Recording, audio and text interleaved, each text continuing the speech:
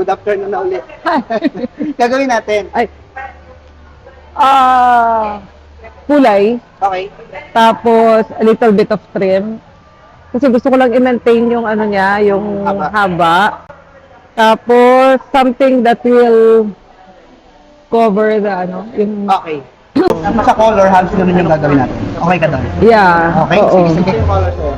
Okay naman. Yeah.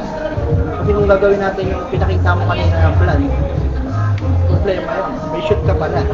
Oo. Tapos ano mama, lipat-lipat mo. Yeah. Paliwanag naman sa'yo yung aura.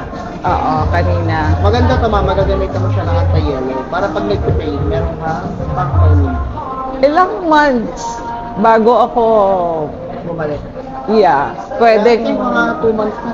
2 months, Yeah. pwede na. Naalala mo yung sinabi ko kanina. Bukas mama. Oo.